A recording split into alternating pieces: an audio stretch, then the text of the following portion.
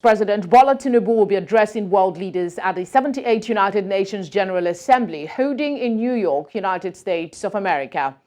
President Tinubu departed Abuja, the nation's capital, on Sunday night for his first participation at the Global Summit as President of the Federal Republic of Nigeria. He is accompanied on the trip by not less than half a dozen state governors and some ministers.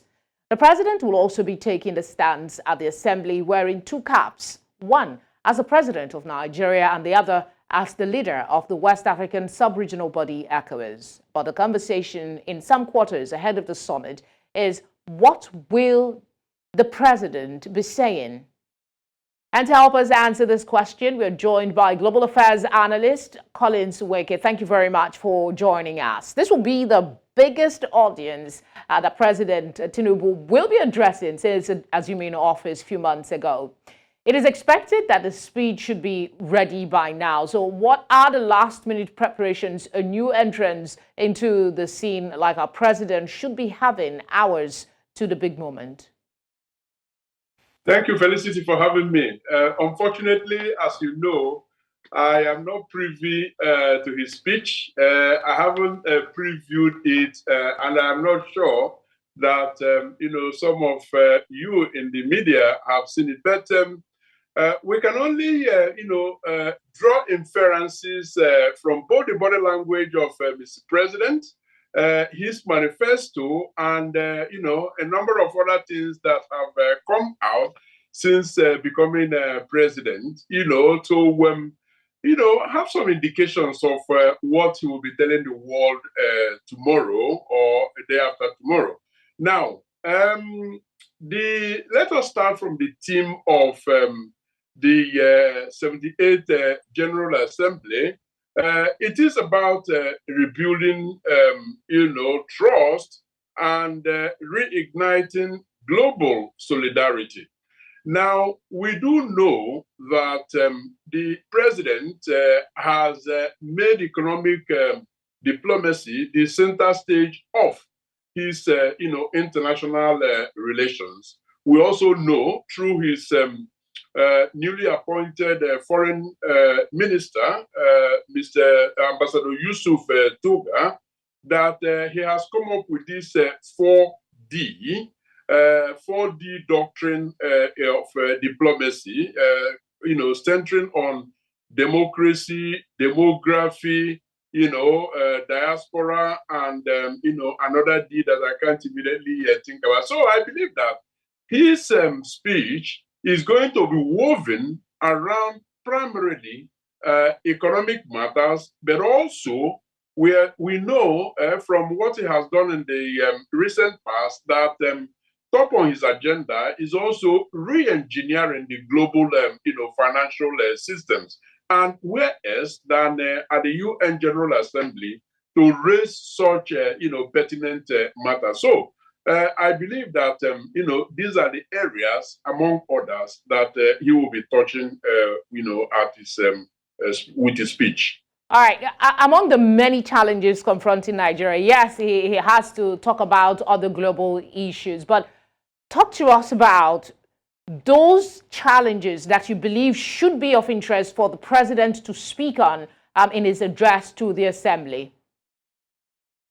Well, I do think that more and more, like I said earlier, he is prioritizing, economic matters, prosperity, building prosperity. But I believe also that he realizes very, very strongly that the international financial systems are tilted, against the emerging economies like Nigeria. And given his position as the chairman of ECOWAS, Economic Community of West African States, wearing the two caps like you mentioned, I believe that he will use, the opportunity of this meeting to talk about the fact that Africa has for a very long time not been on the decision table, and that the time has come to begin to look at what has kept Africa out of the decision table and actually bring them back to that decision table. As a matter of fact, he will be attending, a high-level meeting specifically on that particular topic. So it will surprise me if he doesn't lay the building blocks of that meeting, that high-level meeting that he will be attending, using his speech. So I believe that his speech is going to be very heavy on economic matters, but more importantly, on empowering Africa. He's not going to be telling people that Africa is, a charity case. No, he will be talking about the fact that Africa has very strong, potentials. Africa is a credible partner to do business with, but the system has got to change to accommodate Africa's potentials. All right, let's talk about other issues. After meeting the president of the United Arab Emirates 2 weeks ago, a presidential aide made some pronouncements on the suspension of the visa ban placed on Nigerian travelers. But subsequent events suggest that the report may not be accurate. How critical do you think that accuracy and factual credibility is in speaking at a world stage like the United Nations General Assembly? Nigerians can only hope that his media aide has made a very humongous, mistake, and that he has learned from that mistake. Now, one of the things that give me the indication that that might be the case is the fact that very clearly the Minister of Foreign Affairs was, asked questions around the hyping of the outcome of the meeting in, United Arab Emirates, and his answer was very clear and talking essentially as a diplomat, but also a professional. He made a point, and that point is this. At the end of the meeting, when the time is right, both sides will issue joint statements, and then it is from that joint statement that people will derive what correct outcome of the meeting is. Now, one would expect that that would be the practice going forward, as opposed to the clear spin doctoring that his media aide did, which indeed actually took quite some marks off their credibility grading. All right, let's come to the sub-region. Democracy has been on trial, no question here. And in your recent article published on the Brussels Time, you were clear on your dismissal, your disregard of the military rule.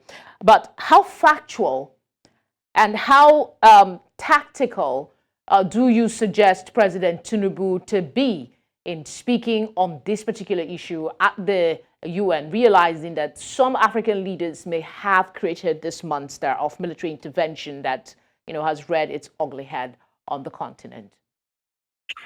President Tinubu has a very delicate path to tread. And I believe that one of the things he will make no mistake about is condemning in no uncertain terms military takeover of power in Africa.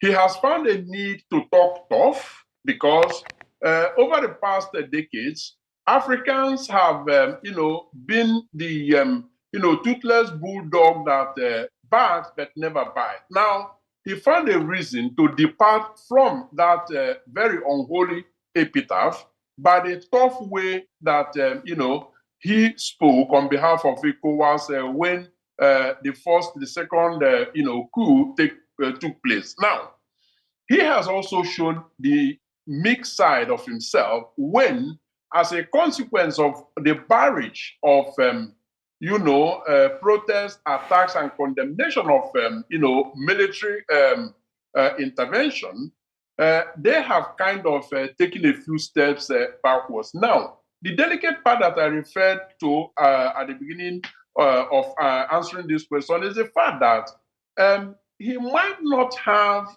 the, Western powers behind him when he stepped back from military intervention, because they appeared from their body language to be on the demand side of that military intervention. But I believe it is clear to everyone now that that is not the way to go. And I believe that President Tinubu will be at his best persuasive way to get them to line up behind him in terms of exploring diplomacy up to the last, drop before any action could be taken.